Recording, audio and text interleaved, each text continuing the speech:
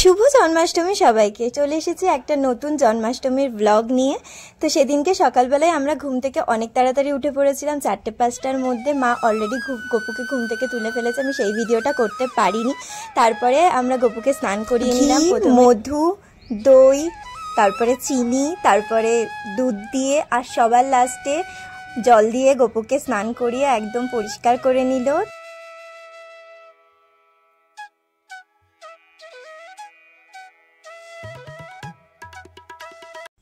অত সকালে আমি একদমই রেডি হতে পারিনি।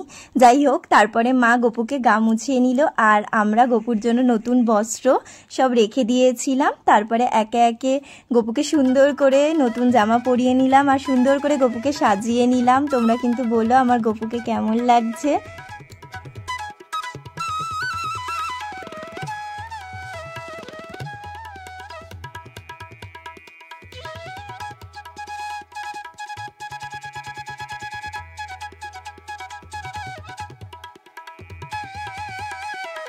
ওলে আমার ছোট্ট গপু, কি সুন্দর লাগছে দেখো গপুকে দেখতে। তারপরে মা অন্য ঠাকুরদেরও একেবারে স্নান টান করিয়ে ফুল দিয়ে নিল। আগে মহাদেবকে স্নান করিয়ে নিল এক এক করে, তারপরে ফুল দিয়ে নিল।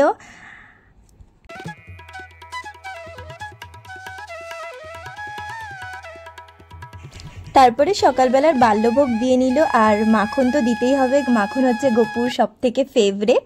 তো মাখন দিয়েছে, মিষ্টি, তার সাথে পায়েস বানিয়েছে মা, আর লাড্ডু দিয়েছে, আর তার সাথে ছিল কিশমিশ, কাজু বাদাম।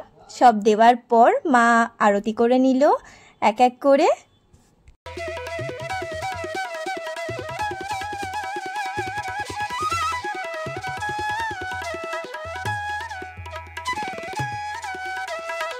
সকালের পুজো দেওয়া তো কমপ্লিট হয়ে গেল। তারপরেই মা আবার করলো দুপুরের আয়োজন করার জন্য, সব রেডি হয়ে নিল।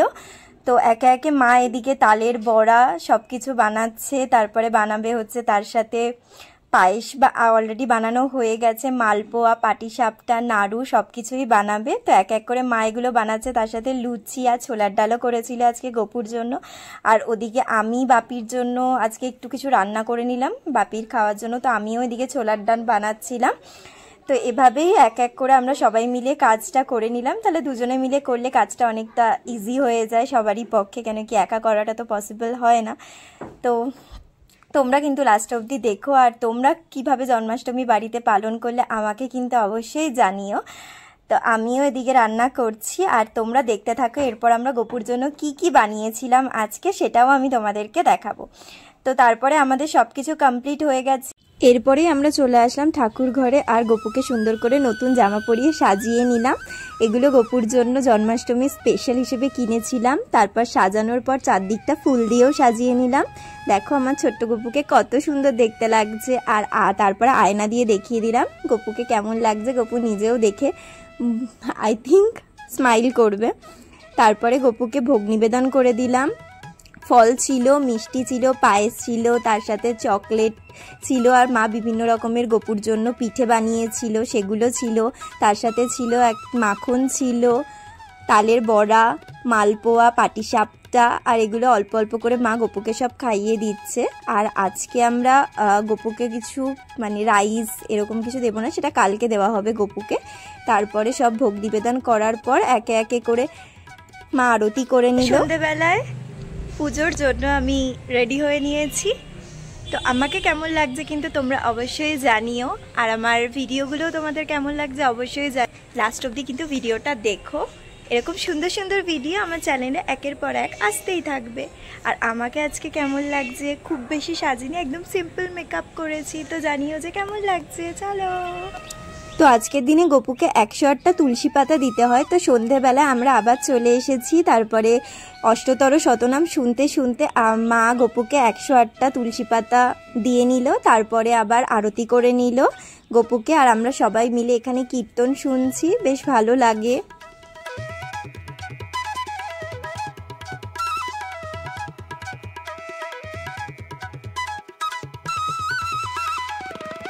আজ যেহেতু গপুর হ্যাপি বার্থডে, তো কীর্তন শেষে আমরা গপুর জন্য একটা কেকও বানিয়েছিলাম, তো সেটাই নিয়ে চলে এসেছি। এবার গপু হচ্ছে তার বার্থডের কেক কাটবে, ওই জন্য মা গপুকে কোলে নিয়ে নিয়েছে। আর তারপরে আমরা গপুর জন্য কেক কাটলাম, আর কেকটা বানিয়েছিলাম তাল দিয়ে বানিয়েছিলাম, খেতেও বেশ ভালোই হয়েছিল।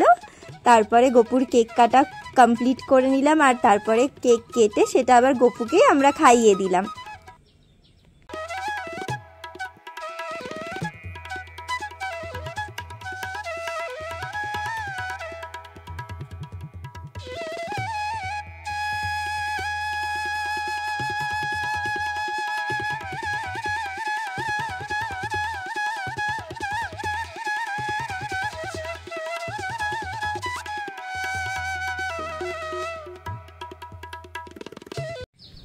তারপরে সবশেষে আবার আরতি করে নিলাম একে একে। আর এভাবেই আজকের পুজো গপুর জন্য কমপ্লিট হয়ে গেল। আবার দেখা হচ্ছে কালকে মা গপুকে অন্নভোগ দেবে, সেটাও তোমাদের সাথে এই ভিডিওতেই শেয়ার করেছি, তাই জন্য তোমরা কিন্তু লাস্ট অবধি ভিডিওটা দেখো।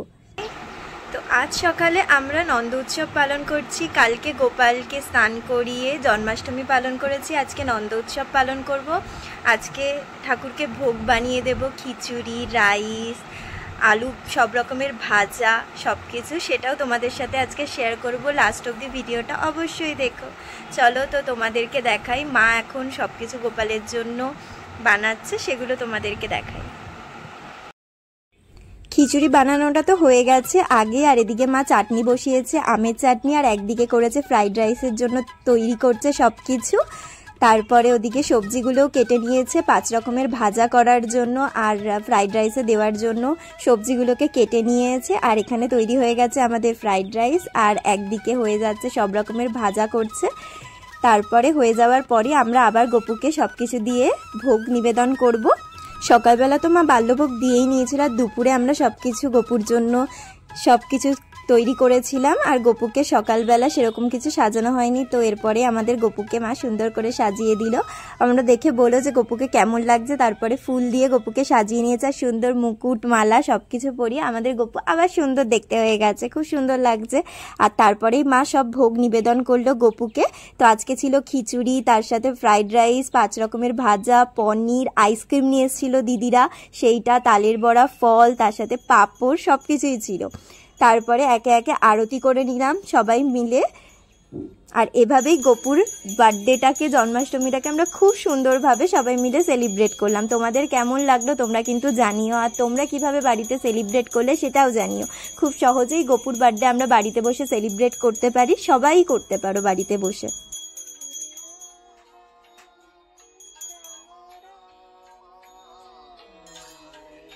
তো এভাবে মিলেই আমরা জন্মাষ্টমীটাকে সেলিব্রেট করলাম। একদিন জন্মাষ্টমী, পরের দিন নন্দ উৎসব, সব কিছুই করলাম। তোমাদের কেমন লাগলো তোমরা জানিও। আর এরকমই সুন্দর সুন্দর ভিডিও পেতে আমার চ্যানেলটাকে কিন্তু অবশ্যই সাবস্ক্রাইব করে দিও। আর আমার গপুকে দেখো কত মিষ্টি দেখতে লাগছে। তোমরাও বলো যে আমার গপুকে কেমন লাগছে, আর আমার ভিডিওটা কেমন লেগেছে। এভাবেই আমার পাশে থেকো। রাধে রাধে সবাইকে, টাটা।